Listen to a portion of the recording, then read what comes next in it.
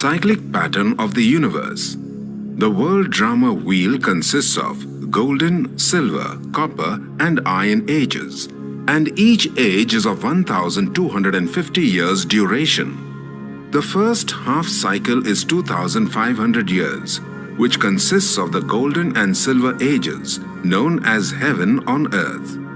In this period of 2500 years, souls and nature are in their highest, purest form of original qualities with full of happiness. There was the existence of the deity dynasty religion on the Indian continent only.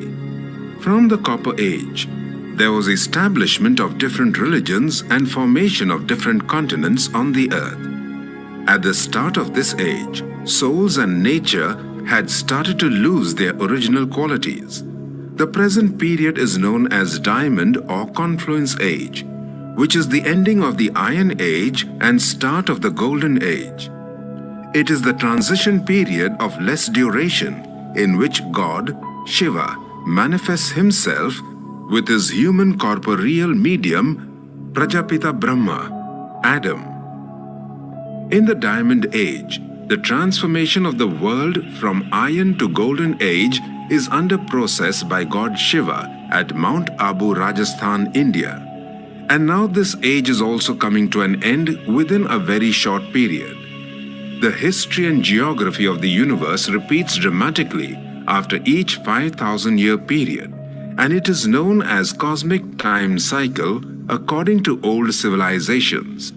If we join the present universe known to science and the outer cosmic world, then it will form a complete cycle, closed loop, and it will be clear that each and every process in the universe is cyclic. The examples of different cycles present in the universe are water cycle, nature cycle, rock cycle, carbon cycle, food cycle, nitrogen cycle, season cycle, solar system cycle, day and night cycle, the cyclic rotation of the Earth's core. AC and DC electrical power flows in a closed loop as a cycle, and light also travels in a cyclic motion. Hence, time is also cyclic in nature and not linear, as the universe is cyclic in nature. The universe consists of God, souls, and the five elements, and all are at different levels of energies. As the universe consists of energy, then according to the first law of thermodynamics, the universe can neither be created nor destroyed. It can only be transformed from one form to another. There are certain theories about evolution of species and the universe, but there are many flaws in these theories because they are not following the first law of thermodynamics. Till today, no one has challenged the laws of thermodynamics, as these are universally accepted laws. Let us see what the limitations of evolution of species and the universe are. 1. Darwin's theory of evolution. There are many facts which prove that Darwin's theory of evolution is completely wrong. There is 98% difference in the DNA of monkey or gorilla and that of human beings. It means that human beings have not evolved from apes. Otherwise, no ape should remain on the earth, and all might have been converted into human beings. Second, mathematical explanation about the theory is not given. Third, there is no information about the genes that can prove this theory. Fourth, in the last days of his life, Darwin has agreed that, as per records, it is not found that any species is converted into other, and it could not prove that one species can be converted into other. Reference My Life and Letters, Volume 1, page 210. 2. Big Bang Theory.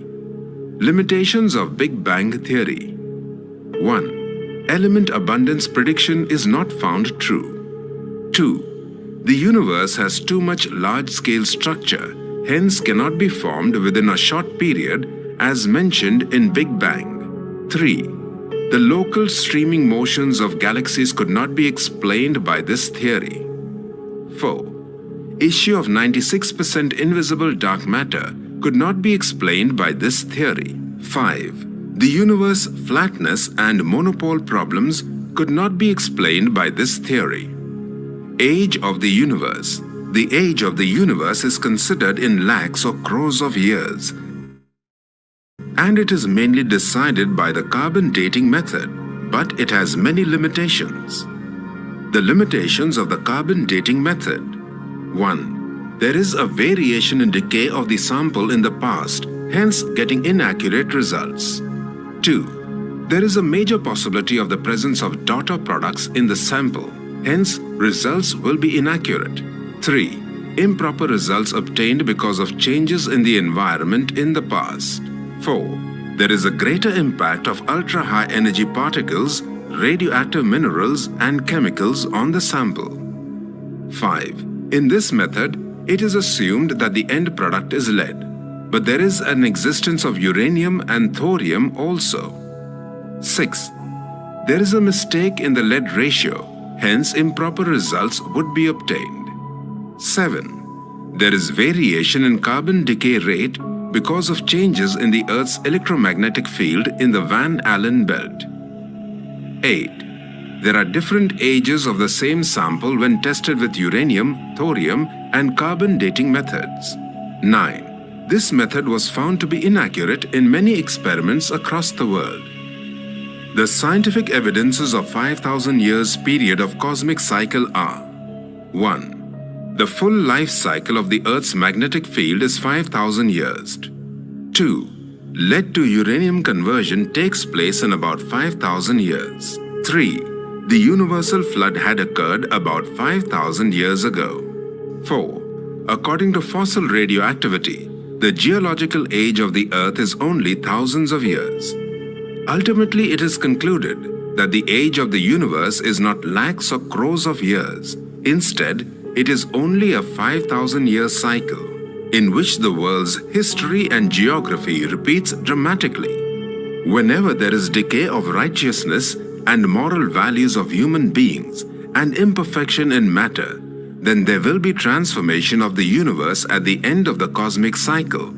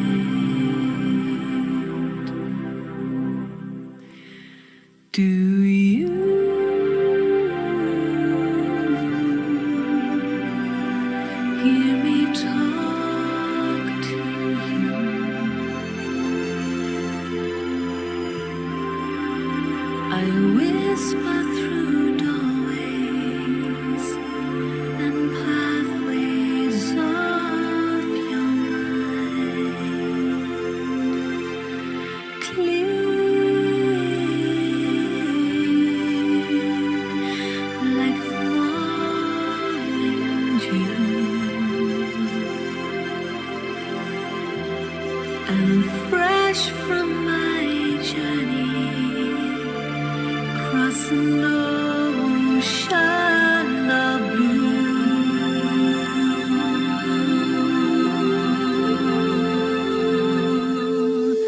Take just a minute, come and rest by my side. Let me tell you your own story. Let me walk you through your lives. Only a second, that's all it takes to realize there's 100,000 angels by your side.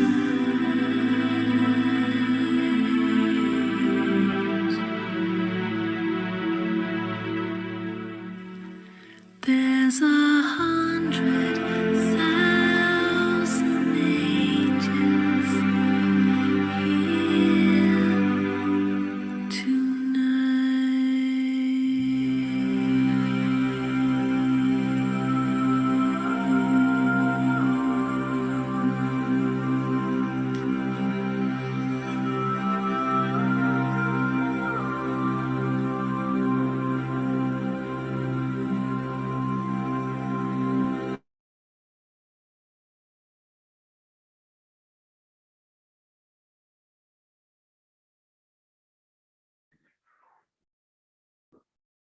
Om Shanti. Good evening, everyone.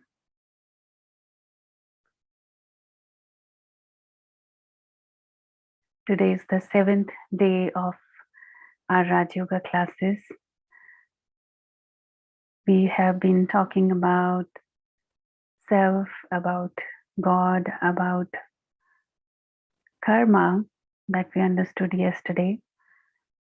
And there is a very important aspect which is very much associated with the subject of karma and associated with the questions in our mind. Whenever we talk about karma, we have these kind of questions arising in our mind, in our intellect, that according to my present karma, we understood that what am I going to, how I'm going to bear the fruit of my present karma in future. So sometimes we want a more specific answer for that. And there are very, very specific answers in this spiritual study, in this spiritual knowledge that we are going to understand. Today, when we are going to talk about the cycle of time, and before understanding the whole unlimited view about the cycle of time or the cyclic nature of time, before we understand that, let us first understand the cycle of life at a personal level or individual level, how it relates with the soul. Relating with the karma, we have understood that if I have done something, I will receive the fruit of that, whether it is positive or negative, I'm going to get the result. And that is something which I can't avoid. So we have understood in a very general way. Now the question is that if something is not settled in this life, it interprets that, yes, I have to take another life, another birth. So here comes the question about reincarnation or rebirth, which is sometimes a little bit contradictory in different philosophies or different schools of so-called spiritual knowledge or religious concepts. But let us understand first this concept of rebirth, and then we'll move forward to understanding the unlimited cycle of time.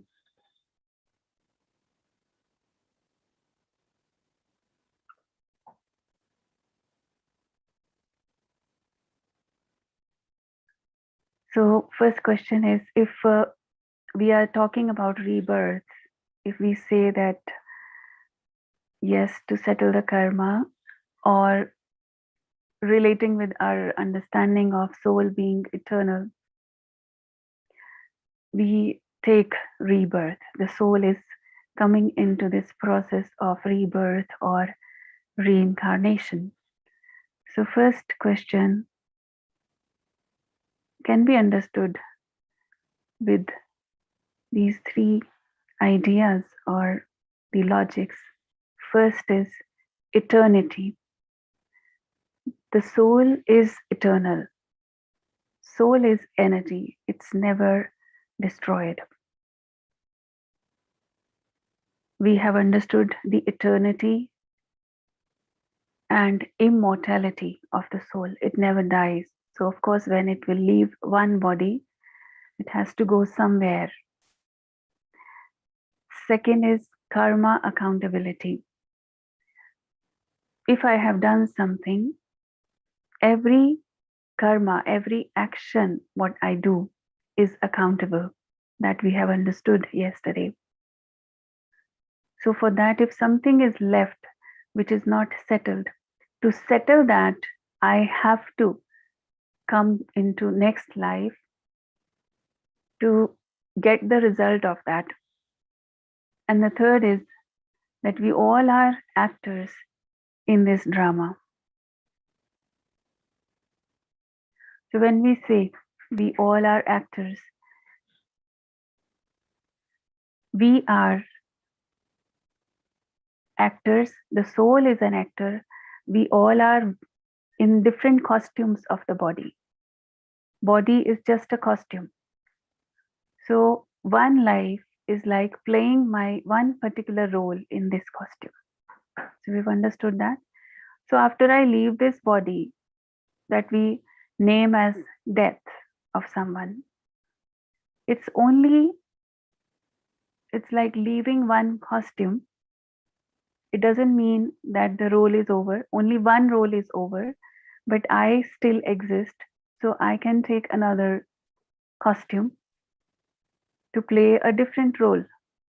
So actually, same soul, the actor, can play various different roles because soul is imperishable, immortal, and eternal.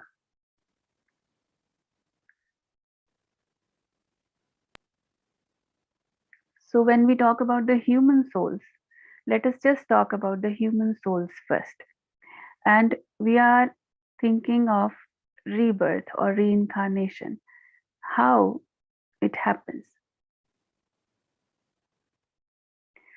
Soul has no gender, it's beyond any gender, any nationality, religion, or social status. It's beyond any kinds of labels that we acquire from this world. So, when soul leaves one body and goes to the next life, it can take the form of any gender, any nationality. It can go to take birth in any country, in wherever, whichever corner of the world, religion, or any background. So, because soul itself is beyond all these labels are associated with the body.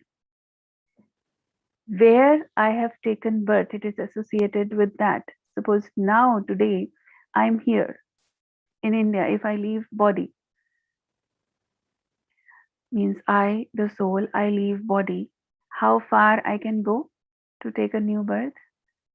It can go anywhere, but it depends on the karma and on the connections that I create in this life.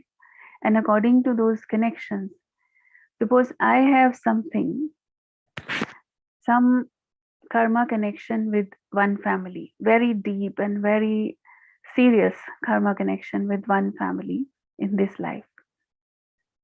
And that family moved to UK. Now, if I leave body, I, the soul, maybe in this life I couldn't go to UK to settle that. I have to take something from them, which I have given to them, and they just so far away. I can't go there. But when I leave the body, the soul leaves the body, it takes only a second to reach there. So what will happen? The soul will go and take a birth somewhere near to them, or maybe in the same family. Depends on how deep and how close is that karma connection, how serious is that. So according to that, there will be a new relation developed in the next birth to settle that part of karma which was unsettled because of various different reasons. This is how it happens. That's why the concept of reincarnation is very useful and very important to understand.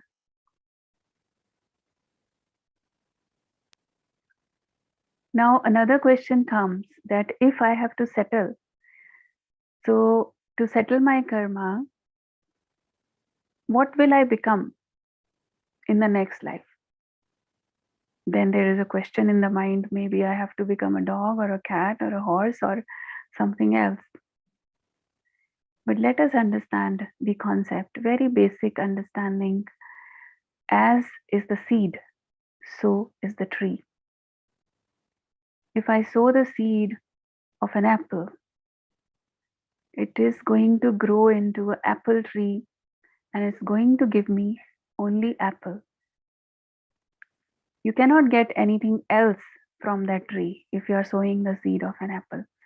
So same way, soul is also like a seed, because seed is such a small thing. But we can't imagine, if somebody doesn't have the knowledge, they can't imagine that in this small seed, there is so much inside that you sow the seed and it becomes such a huge tree and it's providing so many fruits and flowers and other things. We can't imagine if we don't know. So this is knowledge. So that seed, if it is apple seed, because just now we were talking about apple seed.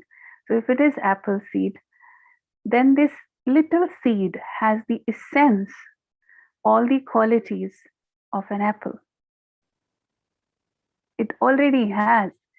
You see, in the same soil, if I sow the seed of a mango, same soil, same environment, everything is same, but that one will give mango.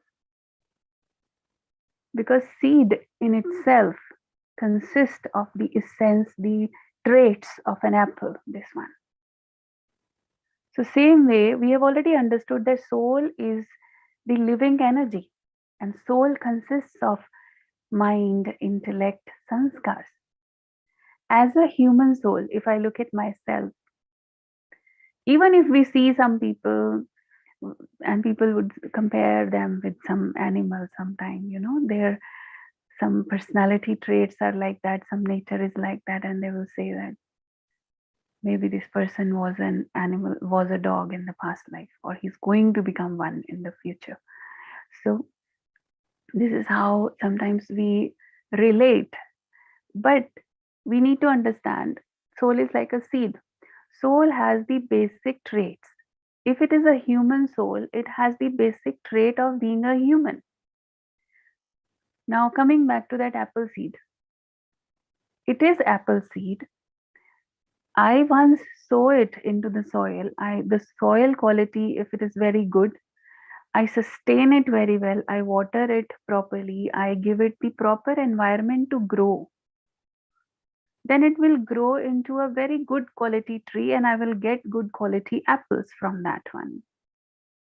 But if I don't sustain it, I don't take care of that plant properly, then it will become banana or it will become grapes. It will still remain apple, right? Even if I don't take care of that tree very well, even if the environment is not so good, the quality of apple will reduce. It will become a very low quality apple, but it will still remain an apple. This is the point to be understood. When we are talking about the human soul, and we say, and we have heard it many times, that if I do bad karma, if I do something bad, I hurt someone. Even some people used to say, when we were also very small, we used to hear this often, that if you kill this insect, you will become the insect in the next life, and that insect will become a human and he will also kill you. So this is how you have to see the consequences. You have to face the consequences of what you do now.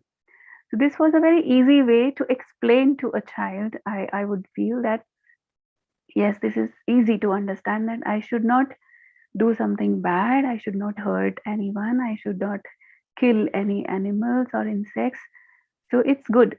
This concept is clear, that I should not do bad, because what I give, I will get. But I will become an insect. That was very scary for me. Because I don't want to become an insect, and I don't want to become an animal either. So this is something which is questionable, and that was always scary for me. No matter how beautiful, there are different kinds of animals and different species on this planet. There are nice fishes, there are so many beautiful birds. No matter, I enjoy looking at them, but I personally don't want to become them. So that was my fear, and maybe other people also might have this kind of fear, that if I do this, I have to become like that. So here in this spiritual knowledge, we got a lot of clarity about this, because human soul is also like a seed, just like this apple seed. So the good news which I wanted to share with all of you is that human souls take rebirth as humans only, and they never go into any other species. So human soul will only become human. Actually, for some people, it might be a little bit difficult to accept that, because we've always heard about going into other species and becoming animal or insect or something else. But this theory is very much logical. That was also logical. People who have written that in our mythology, that you have to become like an animal,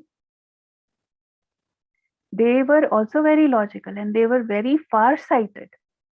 They knew that these human beings in future, when the Kali comes, what kind of karma they are going to do, what kind of intellect they are going to have.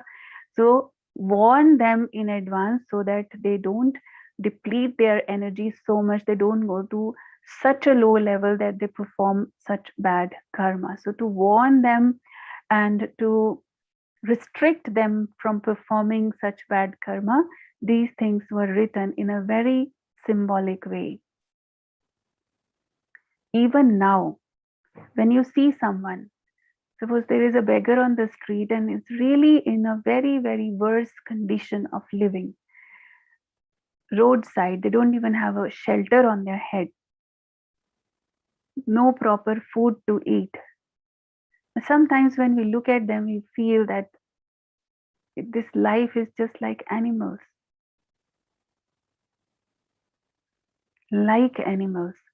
but not animal. So if this is a very important thing to understand, when it was written in our mythology, that was mentioned in a very symbolic way. Metaphors were used to explain the things to us, and we were being warned that if you do this kind of karma, you have to live a life like an animal. It's not that you will become an animal.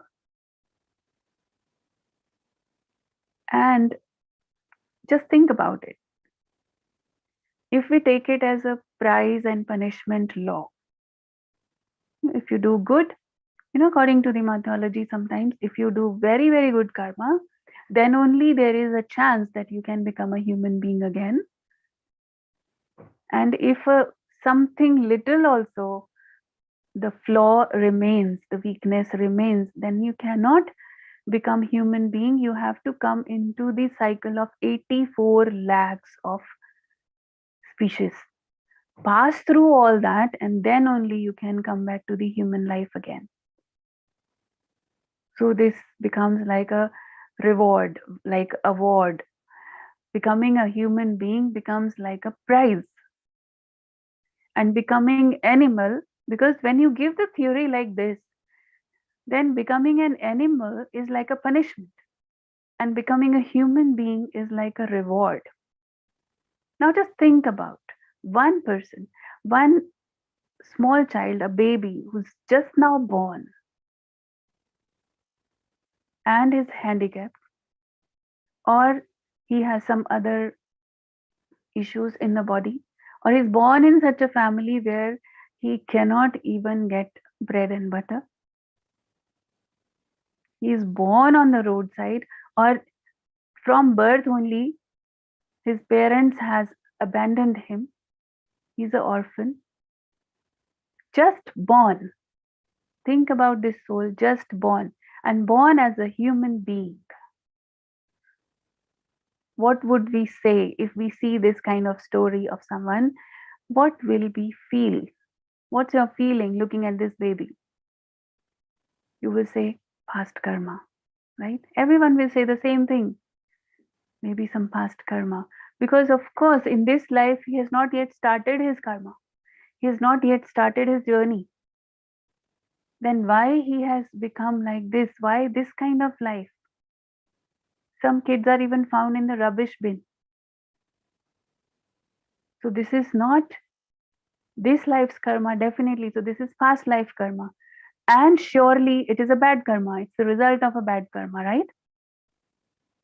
Then my question is, if it was a bad karma, then why he could become a human being? If we look at that mythology, that philosophy, then he should be becoming an animal or an insect. Now this baby found in the rubbish bin, is it not like an insect? Even if he is in the human body, but he is getting the punishment just like being an insect. So this is actually a very symbolic message that was given when they said that you have to become an animal. The reality is that human soul will become a human being only, but he has to live like an animal, live like an insect, being in human body also. And just think about it, that is a bigger punishment if living in human body and I'm living like an animal. Becoming an animal and living with animals is not, doesn't seem like a punishment. If someone becomes a cat and living with the family of cats, there is no realization. Do you think there will be any realization to that cat that why I have become a cat? No, I don't think so. They are enjoying because they are surrounded by similar cats only. But if one person is becoming a human and then looking at other human beings, they are so fortunate, they are so lucky, they have so much, and why I don't have all those privileges what they have, then he will definitely think at some point of time he will have these thoughts that why my life is like this. And this thought is the beginning of realization. This realization is the experience of punishment. So this is punishment. Becoming a human being and living like animal is a punishment rather than becoming an animal and living like animals. That's easy. That's acceptable. So actually that was the point. So that's why I wanted to share this good news with all of you, that you are not going to become any animal or any insect. We all will reincarnate into human being only. But it becomes actually more responsibility comes on us Of course, we don't want to live like an animal, also being in a human body. So we will pay more attention to our karmas. And there are some evidences also. Now, these things have been proved as well. Rebirth evidences.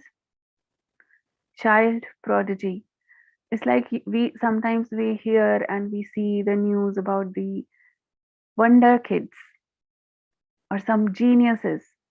And when we see them, we feel surprised, we feel amazed. It's like miracles happening that at such a young age, they are so much skilled, and at such a young age, they are achieving so much. And when you see family background, also sometimes you will be surprised that nobody is teaching them from where this soul is, this child is so talented. So this proves that there is some past life sanskar which the soul is carrying.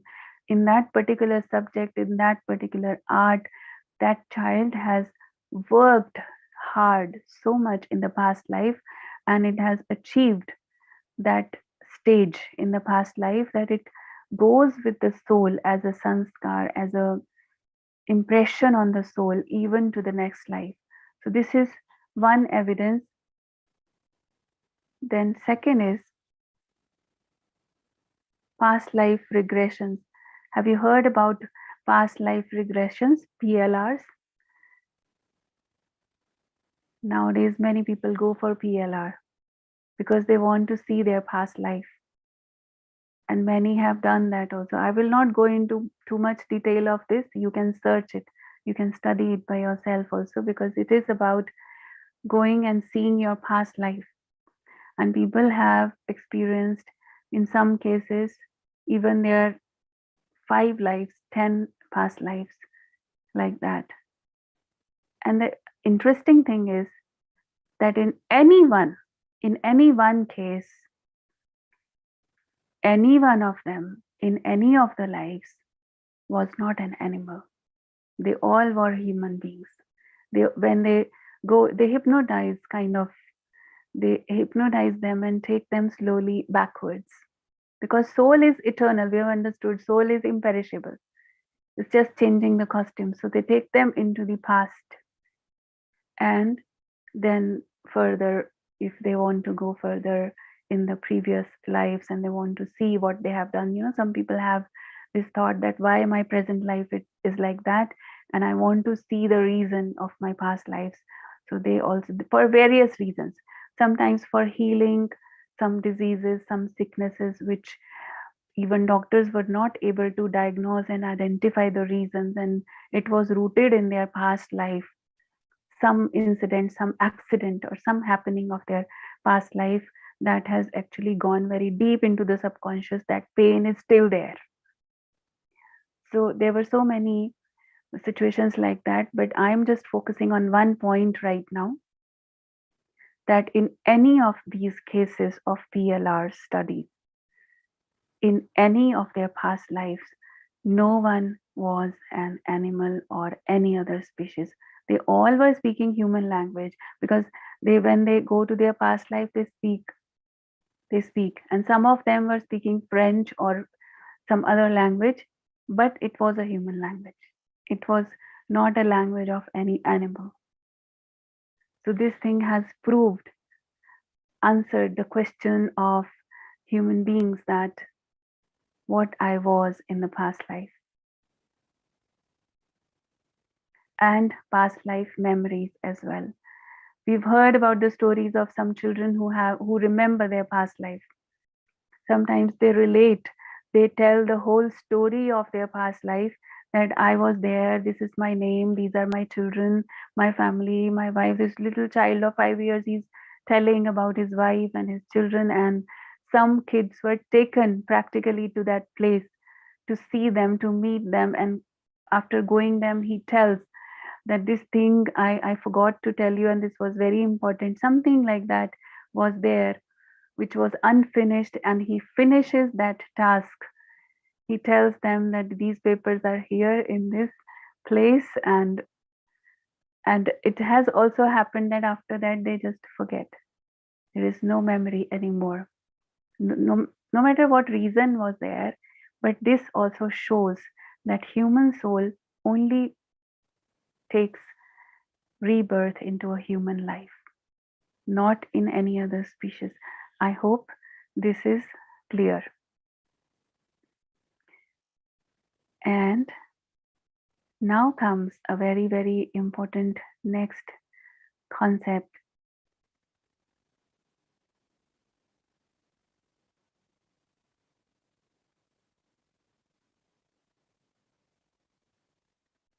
Let us now go towards the concept of time cycle, Kal Chakra, time cycle. Many times we have this question when we see this planet, we see the world around us. We have the question that when did it start? When it was created? And until when it's going to remain like this? So when we say that when was it started and when will it end? Something like that, this question.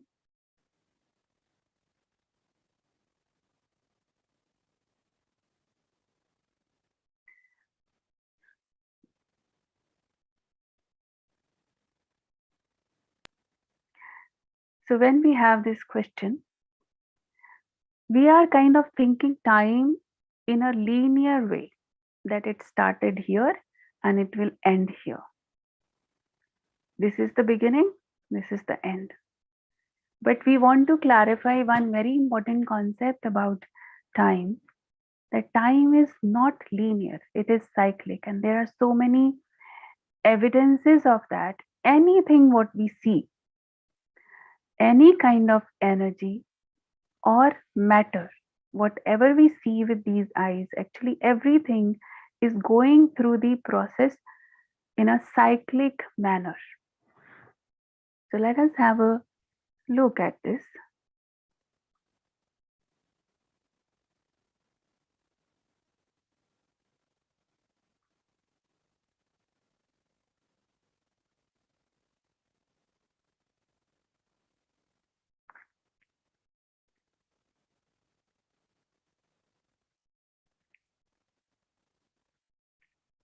So it is not linear, it is cyclic.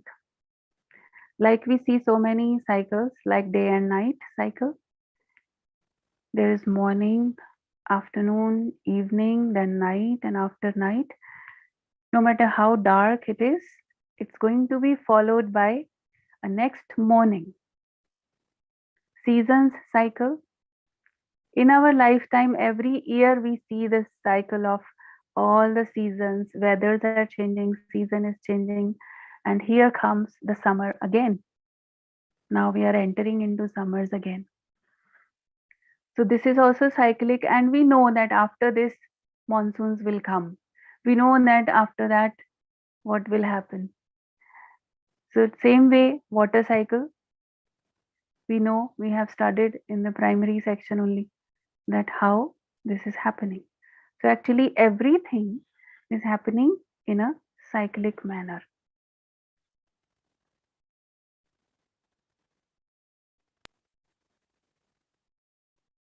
Same way, these are the cycles that we can easily accept, because 24 hours day and night cycle, it's too small. Every day we see that, so we have the understanding that after night there will be morning. We know that.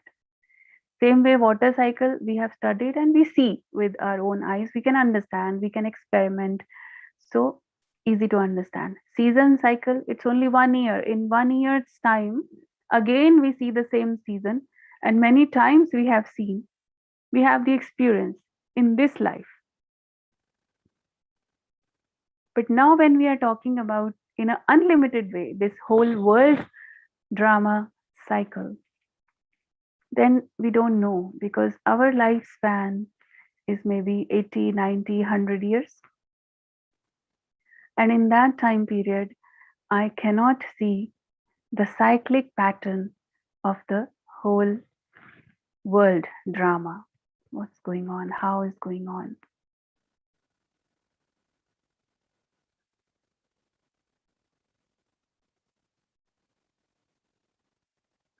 So let us see this whole, in the beginning, you have seen that video also.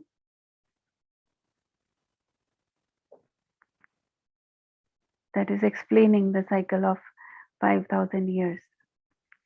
So this is one word is important, eternal time cycle. This is the eternal time cycle.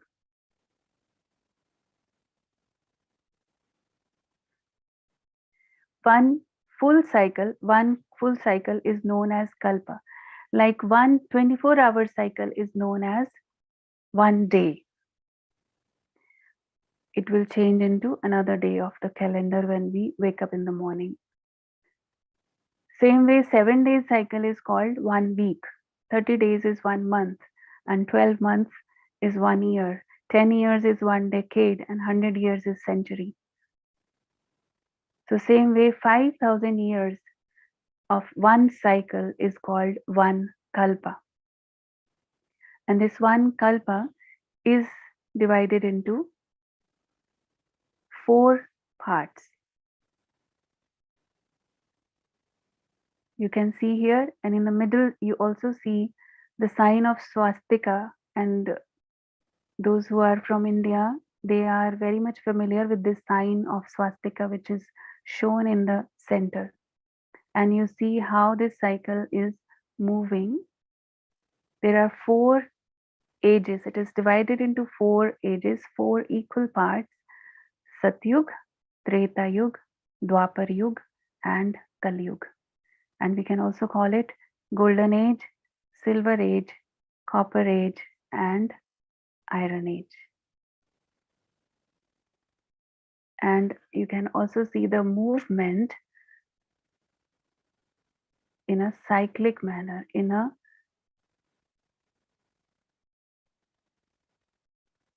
so now we see this meaning of this sign of swastika. We have heard this word. This is a Sanskrit word, swastik. And swastik means, it is the symbol of swasthiti, means the stage of my inner being, and how the inner being, which is the soul and also the matter, everything in this world is passing through these different stages. My stage is not the same forever. It's passing through different stages. So this swastik represents the different stages of the soul in the time cycle. We've understood that soul is going through the process of reincarnation and rebirth. We have understood that. We have understood that soul is eternal. Now let us look deeply into this thing, because when we are talking about time cycle, time is moving, but there is something which is always there.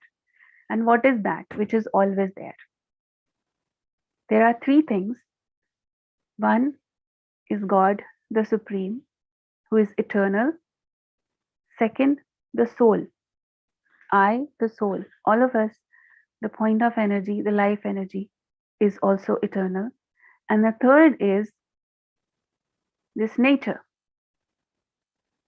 Because for that, science is also saying, because matter was never created, it cannot be created, it cannot be destroyed. We know that. So it already there, it will be there always, forever. So that is also eternal. It's just changing forms. Now, out of these 3 things, soul and the matter, 5 elements of nature and the soul, we are coming into this process of reincarnation and coming into this cycle of change. So we are constantly changing. But God, who is the supreme, who is the highest, who is actually beyond this drama, so he is always the same. We call him ocean of knowledge, ocean of love, ocean of peace. He's always the ocean. But what is happening with us in this time cycle? We will have a look at that.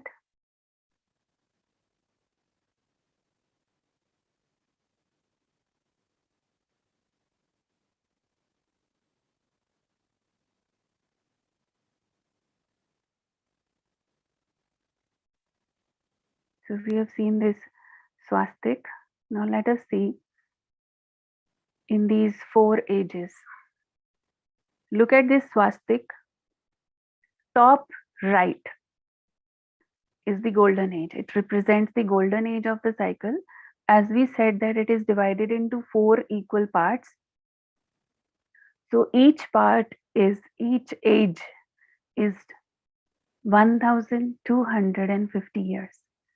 So the first quadrant, what we see here, it represents Satyug or the golden age, where there is 100% health, wealth, and happiness. Because of course it is the beginning of the cycle. And when it is beginning, it's like anything in the beginning is new, fresh. So all kinds of energies we see in their highest frequency. So in that highest frequency, physically also we are healthy, wealthy, happy. Mentally also we are peaceful. We don't have any problems called tensions, worries, what we see here. Because complete, this is what we all are seeking for, what we all are looking for, because this world was like that before. But there is the law of nature is that everything has to pass through the process of change. Change is the law of nature. So we all go through this process of change. Now you can think about it that when it was 100% pure and it has to go towards the process of change, which direction the change will happen? It cannot be 120%. It's already 100%. So of course there will be downfall. So in Satyug it was full, it was complete, and it's like blessed. So this is the stage of Satyug, the golden age. Duration is 1250 years. Nature is pure. Human souls are pure. Human beings' actions are pure. Everything purity in its highest form. So that is also called heaven or paradise on this earth. And then change, the process of change begins, and we gradually enter into the second phase or the second age, which is called the silver age or Treta Yuga. And here you see from 100%, but the change is happening very gradually, very slowly. You see, it took 1250 years from 100% to 75%. So slowly downfall is happening. And you see here comes the silver age. And silver age is also good because only 25% has reduced if you see the purity, the stage of purity, but it's not much visible. It's like you were so pure, the soul was so pure that a little bit reduce in the quality, in the purity level, not much visible. So still this world is known as paradise or heaven on this earth. And that is the time period when the human beings are like deities. They are also human beings. And right now, when we are remembering them, we remember them as Devi Devta, as gods and goddesses. Sometimes we are worshipping them in the temples. Why we are worshipping them? Because they are physically also pure, they are mentally also pure. The soul is so pure that if we compare ourselves, our present stage with theirs, we will feel that they are worthy of worshipping for us. And for ourselves, we can see that we have so many weaknesses, so many negativities inside. So that is how we are remembering those human beings. They were also human beings, but they were human beings with divine virtues, with divine qualities, with the level of highest level of purity. And that is how they are being worshipped. That is why they are being worshipped. So that is, so this was about golden age and silver age. Now after that we enter into Dwapar Yuga, copper age, and it is a left side turn. You see, that was the right side part of the cycle, and in that also Satyug is right direction, the top right. It also symbolizes righteousness, righteousness in our actions, in our thoughts, in our words. So that's why that is the time of perfection. Now here comes the left side turn in this swastik, in the cycle. And left side also means opposite direction. So from righteousness, we turn towards unrighteousness. Before that, the downfall was happening, but very gradually. So it was still okay until the end of Treta Yuga, until the end of Silver Age. It was still fine. But as soon as it takes a left turn, because when half empty, after that, we feel the emptiness. And when we feel the emptiness, we start worshipping, we start invoking God, we calling out God, because we start realizing the darkness inside, because 50% purity is gone. So after 50% is gone, then we realize that we are lacking something. And that 50% which is gone, if 50% light is gone, it is then darkness is taking place. And darkness is of vices, of evils, of negativities, of my weaknesses. These five vices of anger, lust, attachment, ego, all these things have started coming in. And we started experiencing pain. We started experiencing sorrow inside. And it's only when we experience sorrow, we experience pain, then we start remembering God. Interesting thing is, in Satyug and Treta Yuga, in the golden age and the silver age, we don't even remember God. It's like when the child is happy playing outside with friends, very happy, everything is fine. That time he won't remember the parents, he won't remember mommy or papa. It's only when something wrong happens, when friends are cheating him or beating him or doing something wrong, that time he remembers the parents. Same thing happens with all of us. We also, when everything was fine, this world was actually, he created this world, this beautiful world for us to play, to enjoy. And until we were enjoying, when we were pure, of course, there were no differences, there were no difference of opinions, there is no impurity. So we were enjoying playing on this stage. So we don't even remember him. So it is in Dwapar Yuga when we started calling out to God. Time period is same, 1250 years.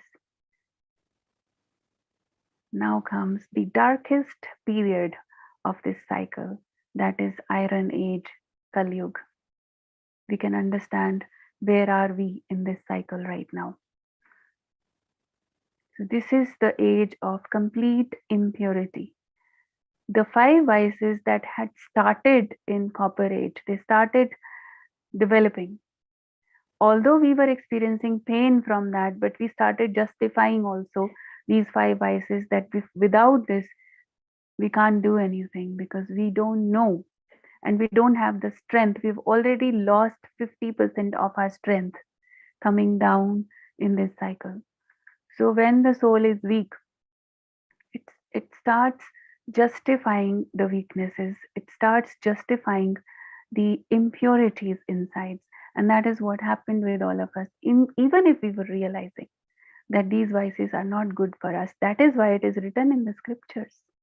It's mentioned in each and every religion, each and every scripture, these five vices of lust, anger, greed, attachment, ego. This is not good for a human being.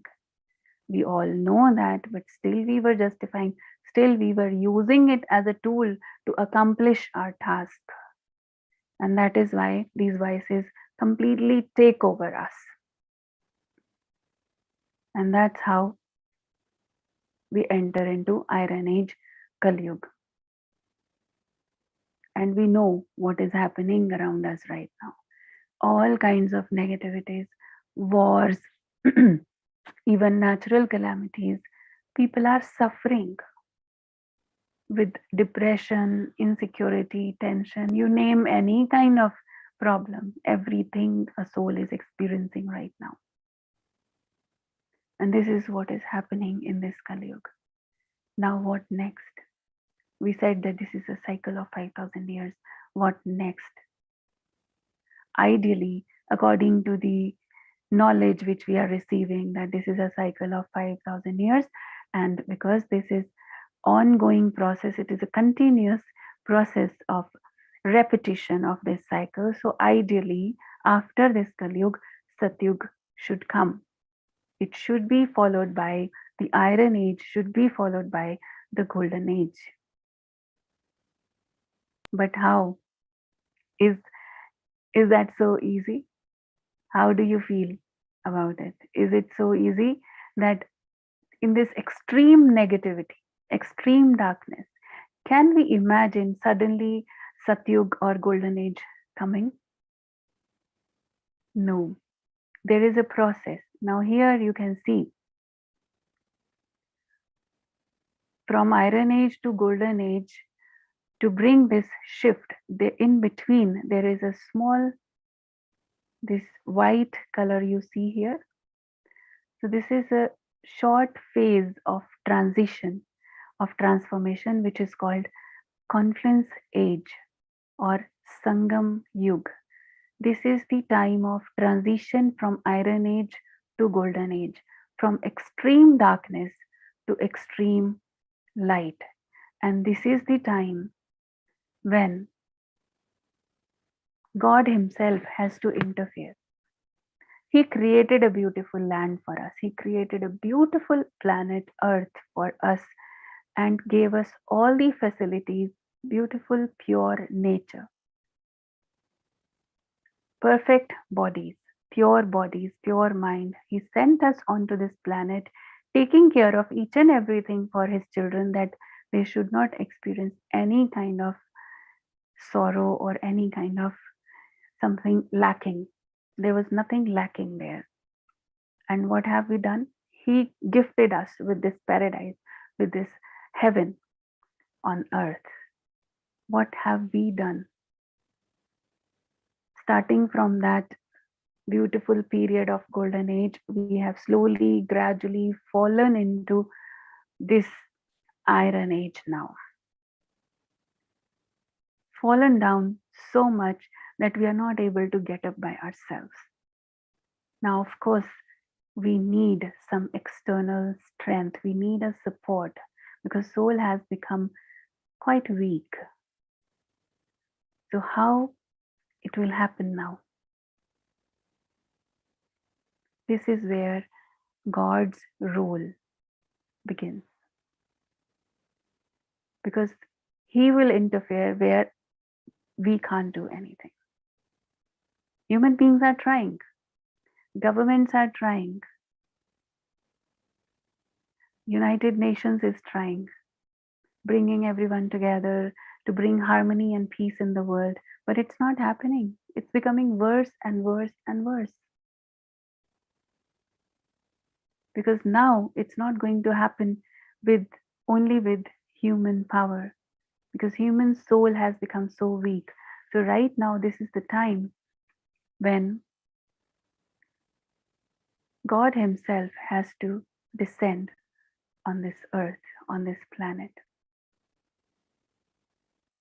So this, if you can understand a little bit, this is called Kalyankari Purushottam Sangam Yuga, which means this is the time when Purushottam means when we become elevated from the lowest to the highest. Shift. This is the time of shift. And this is the beneficial time, the most beneficial time in the cycle. If golden age, Satyug is golden age, then this Sangam Yug is diamond age, because this is the time when we can transform from extreme negative to extreme positive, to a perfect and divine human being once again, with the power of Almighty. So this is the time when he comes. He has to come to see that now I have to interfere, now I have to go and see my children. I've been giving signals for a very long time, but they are not understanding. So this is the time. Finally, he decides that I have to do something now. And we will understand it more clearly in the next 3 days. God's role at present time.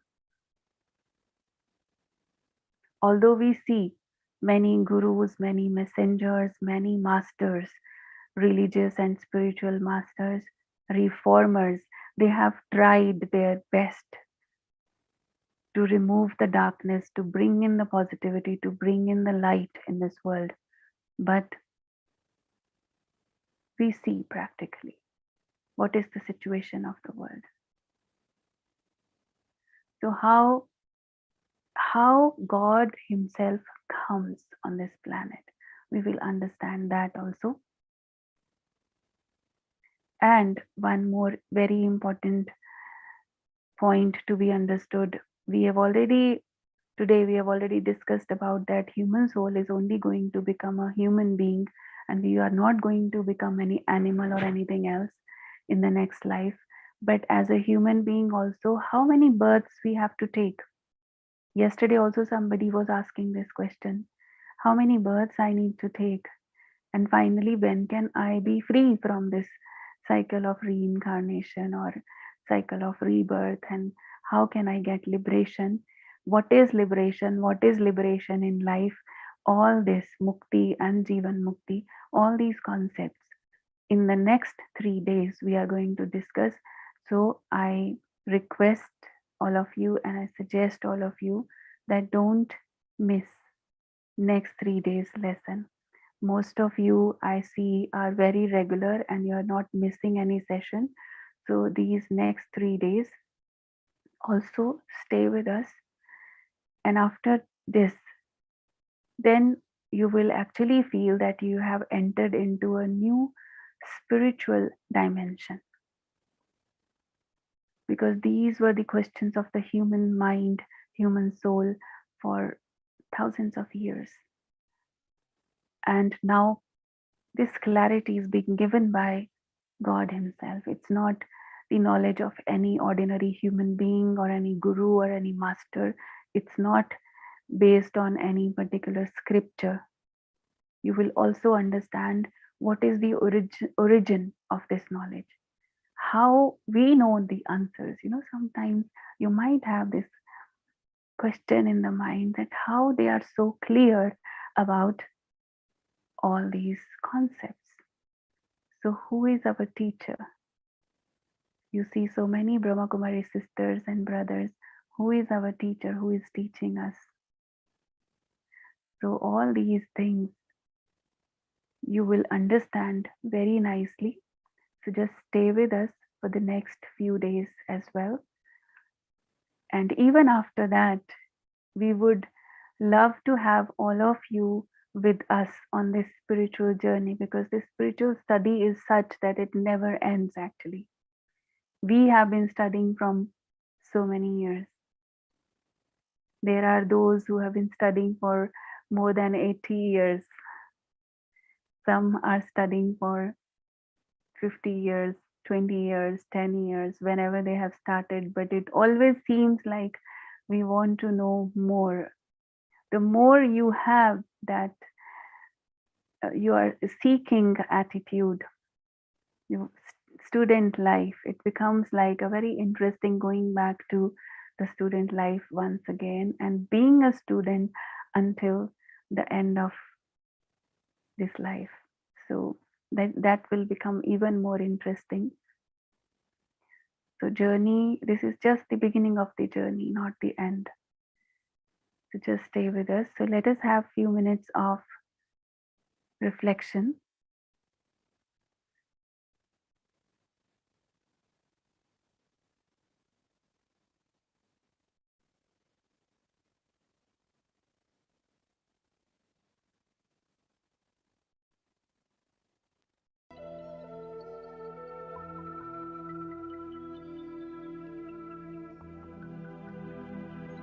Om Shanti.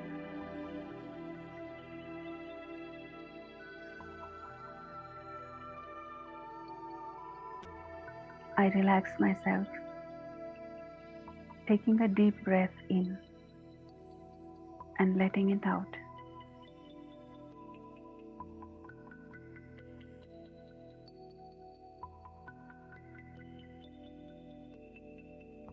In this moment of silence, I realize I, the soul, the shining star, in the costume of this body,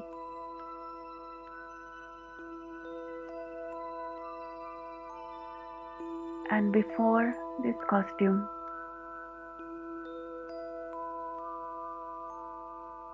I have taken many other costumes,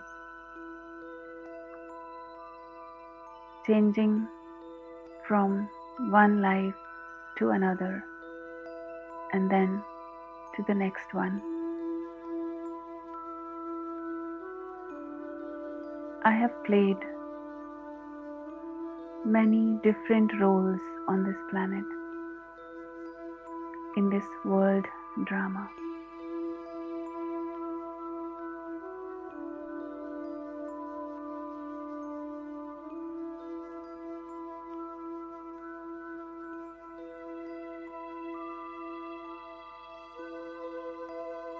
Now, right now,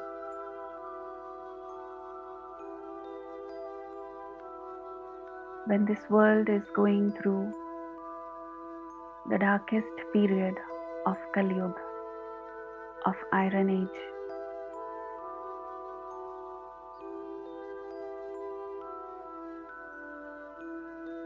I begin my spiritual journey and I enter into the confluence age, Sangam Yuga.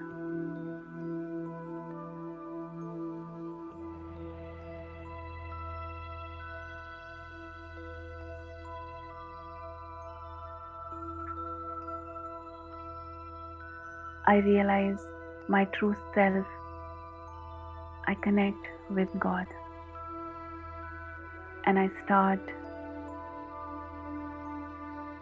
this journey of transformation. It's a great pleasure.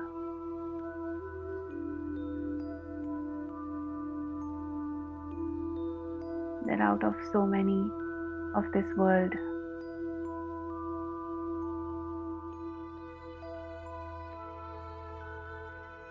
when the whole world is busy, I have got this realization to be on this beautiful spiritual journey.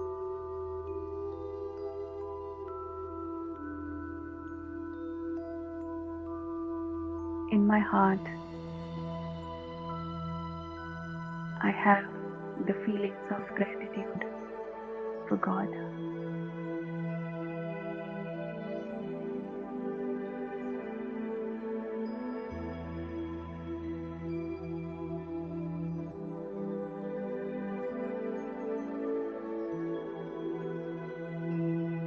I appreciate my fortune. I am a lucky soul, a lucky star.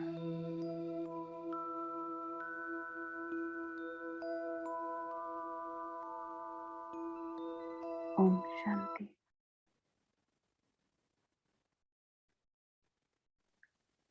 Om Shanti Didi, thank you so much. Before moving towards the question and answer session, there's a small announcement to make. Can I make this announcement? Yeah. So, to all those who listened to or attended this course through either Zoom or YouTube, kindly send us your details below on the WhatsApp number. Uh, you must be having a WhatsApp group. If you don't have it, in that case, the number is 9953019549. This message is already circulated in the WhatsApp group, so kindly respond to it and do the needful. So, to the question answer session. The first question for the day is, what's the difference between human and animal soul? Do plants have soul? They also grow, right? So this is the first question. What is the difference between a human soul and the animal soul? What is the difference between apple and a mango? Mango is mango and apple is apple. Both have seeds, but it has its own traits, it has its own quality.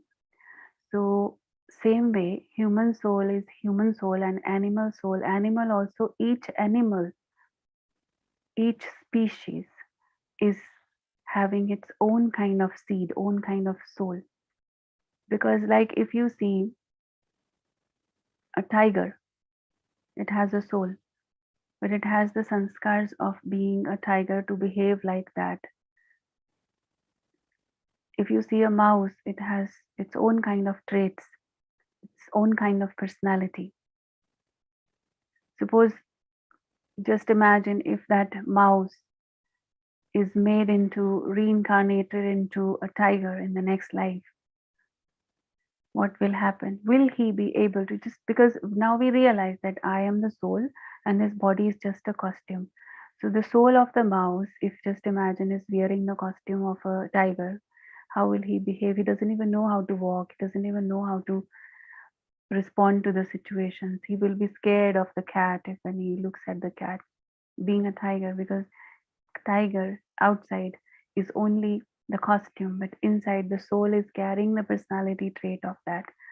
So when we say the difference, I think there is, we don't have to go into the details of that because each one is important and they are playing their own role. I think there is no comparison in that. It's just different and unique. Every soul is unique. Is that okay? Yeah. The next question is, hundreds of thousands of years old bones, stones, objects have been found in history through excavation. So, what about the carbon dating and Darwin's theory? Actually, Darwin's theory now already has been challenged by many. And even in some countries, they have taken it out from the syllabus of school students, if you're aware of that. Because there were many loopholes in that which was not proved. And somehow, to a greater extent, it has already been proved that man was never an ape, and it was actually not a right explanation. It was only, you see, when you study any theory, it is based on some assumptions, right? So Darwin has also assumed certain things before starting the theory. When you study, what are the assumptions? And if those assumptions were not right, which has been proved actually, that means the whole theory goes wrong.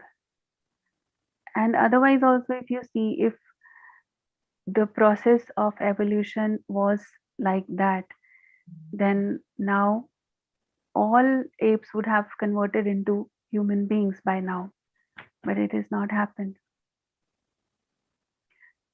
Second thing was about carbon dating. That is also challenged. Why? Because in some cases it was experimented that the same fossil was taken and same sample is experimented by two different people or the scientists, and they give different uh, age of that fossil, And the difference was not few hundred years or few thousand years. It was a very big difference. So there was a whole research done on that. So nothing is so sure. It's like all these theories were given because human being has always been experimenting with things, and they're trying to research, trying to discover the truth about life. And everyone has their own way of researching. Sometimes when I look at this and how I feel, I just want to share with you, because the reason of all this research was that we wanted to go to the roots, that how it started, when it started, and human brain, human intellect with all its limitations, but still feeling that we are intelligent. With their limited intellect, they are trying to discover, and then they give their concepts and theories, and after some time other one comes and they challenge it. But the basically research was about the truth of life. Research was about this discovery of how it started.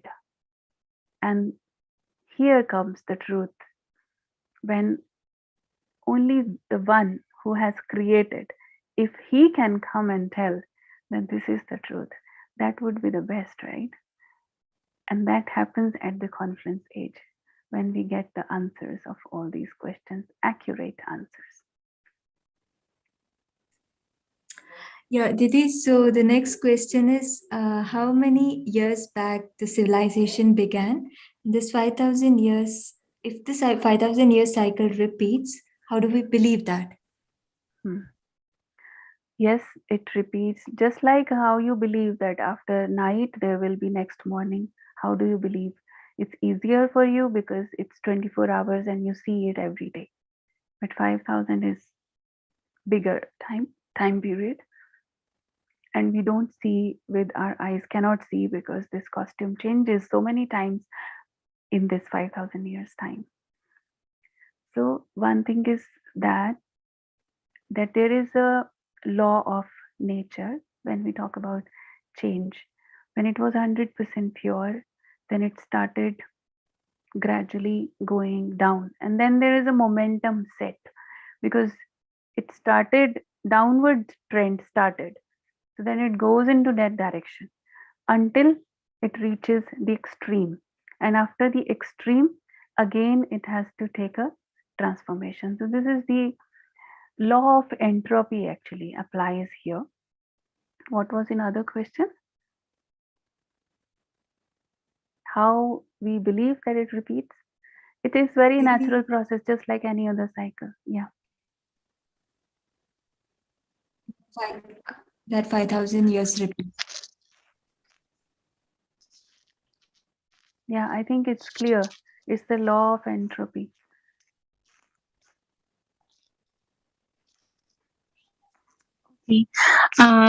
So next question is, what's the difference between religion and spirituality?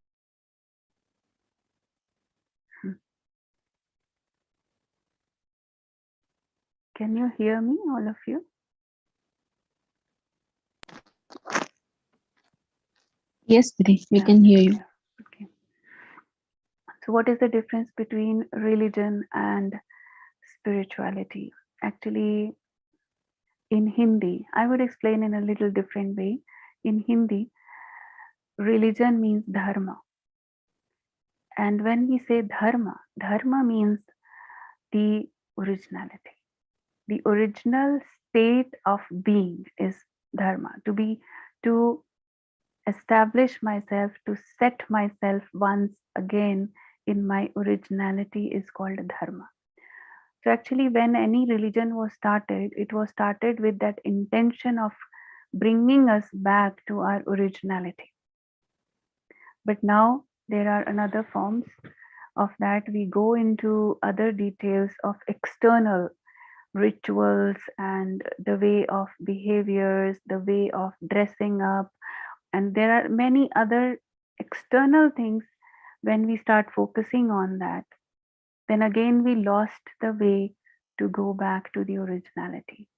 So here comes the role of spirituality. Spirituality is a study of the spirit. simply study of my original self, because I am the spirit, the soul. So studying the understanding the originality of the spirit is spirituality. Going back to the roots is spirituality. But in day after tomorrow's lesson, we will talk about the concept of religion and spirituality, and how go back to the original religion of the soul. In here, what we believe is that original religion of the soul is the original seven virtues of the soul: peace, happiness, love, bliss. This is my religion basically. All other religions are bodily religions.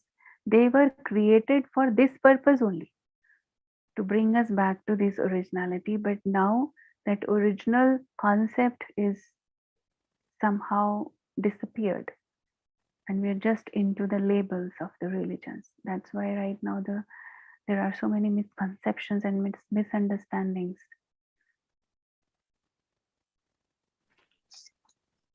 Wonderful explanation, Devi. Moving to the next question. Sorry, I'm not able to hear you. Okay, I'm repeating. How can we know how many birds we have taken? Hmm. You will get the answer tomorrow for this question. How many births we have taken, how many maximum birth a human soul can take, and then liberation also. We will talk about that. Okay, Didi. Next question is related to previous question.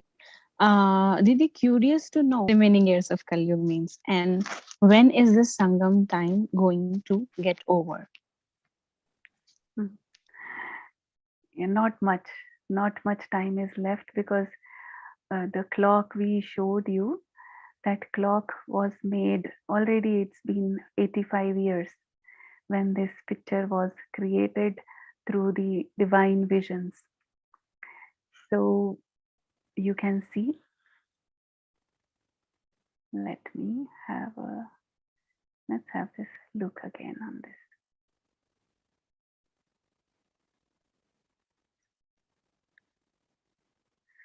So this was 5,000 years cycle.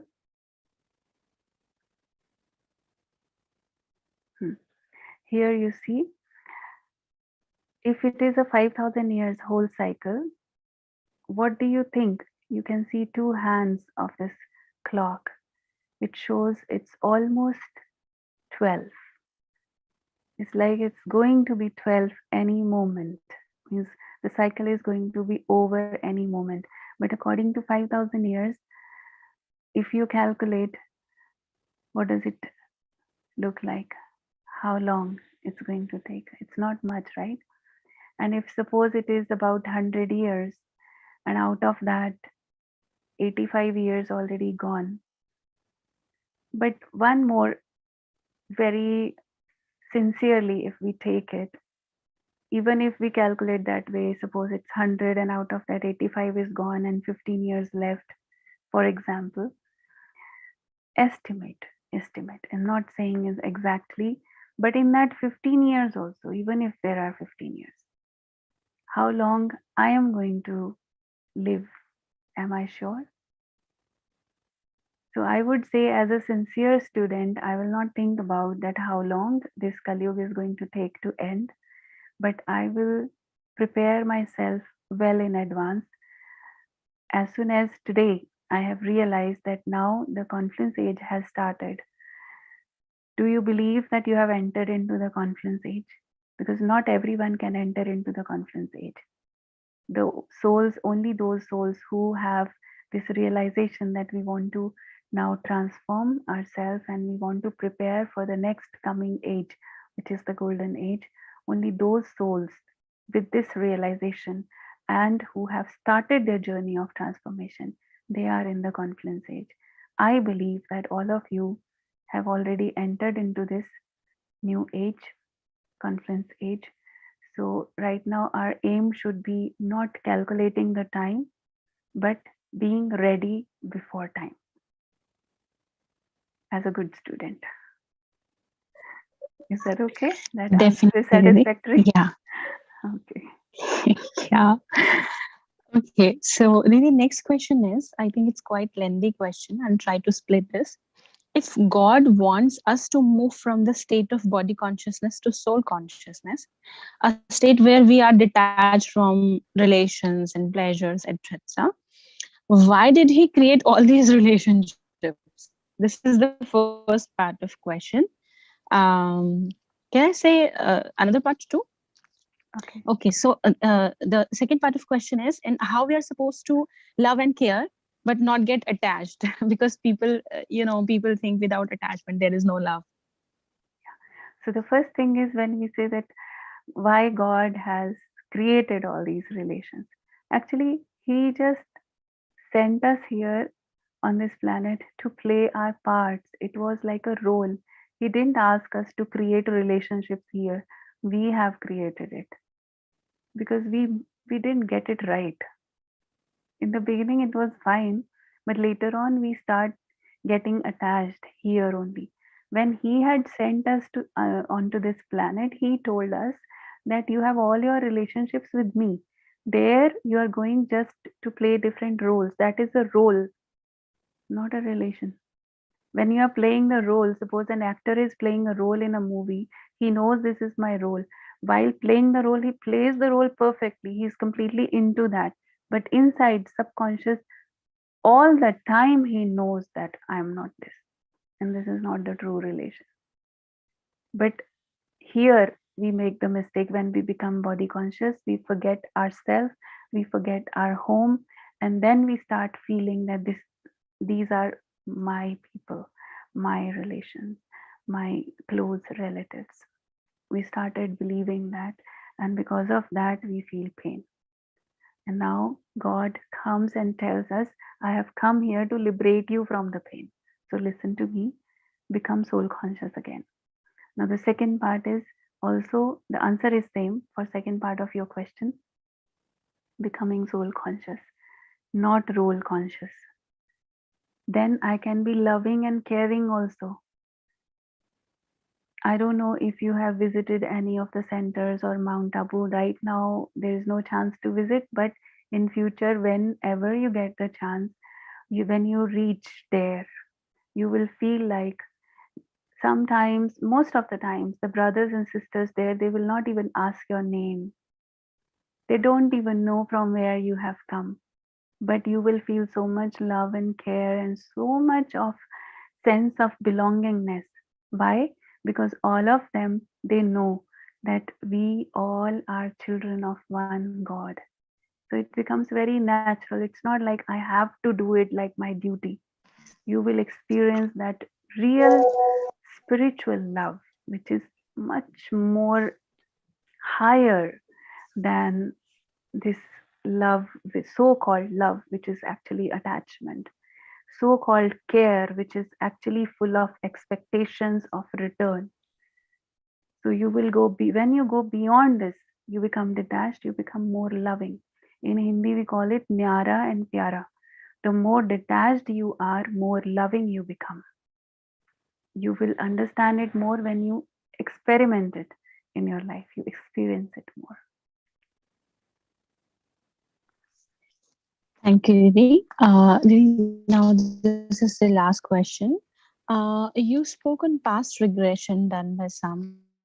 How can we know the geniusness of that who is helping on these if in this lots of mistakes done? Can we fix it from not getting to suffer, not getting to suffer? I couldn't get it. I couldn't hear. There is, I think. Can you repeat it? Past life regression, you said after that?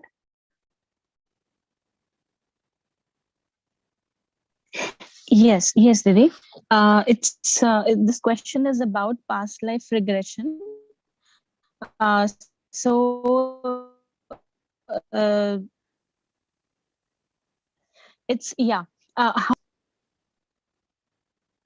Hello. voice, your voice is lost in between. Yes, now I can hear. Didi? Yeah, what she was trying to ask was, the question is like this. Didi, you spoke on past life regression done by Sun. How can we know the geniusness of that who is helping on these?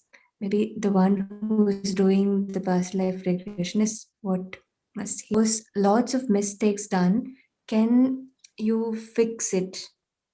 Can you fix it from not getting to sufferings?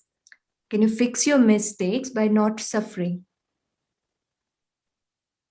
Actually, I'm not very clear, but what I have understood is means when you get to know your past and you understand that you have made some mistakes in the past, can we fix it now? Something like that. The question is like that. So what I am assuming is he must have meant like that. Can we the mistakes that we did? Yeah, one thing I want to add first before replying your question is that if you ask me, I will not recommend you to go for PLR, to go for past life regression. I don't recommend anyone to do that because it's not a natural practice. Natural is that we don't remember our past lives.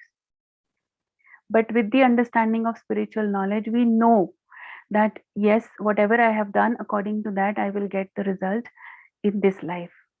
So we don't need to be very specifically clear about what kind of actions I have performed in the past, but I can be careful of my actions in the present. I think it is as simple as that. For me, karma philosophy and rectifying the mistakes, fixing my mistakes, is only about fixing it in the present moment.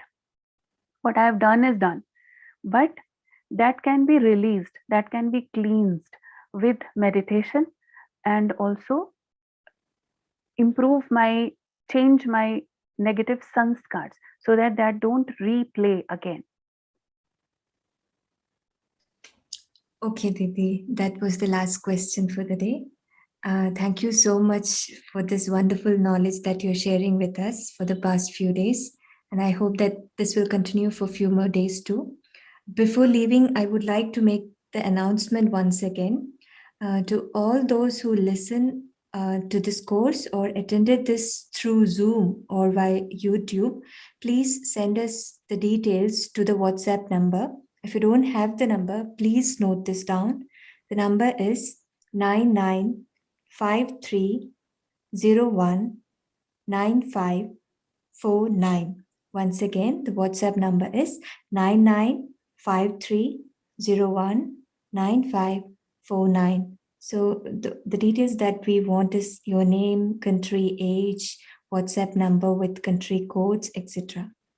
Okay. Thank you, Didi. Thanks a I would lot. like to add a little bit, just everyone, because the sister just now was announcing about the details. This is actually important because if you are filling up, it's also along with your feedback. What is your feeling?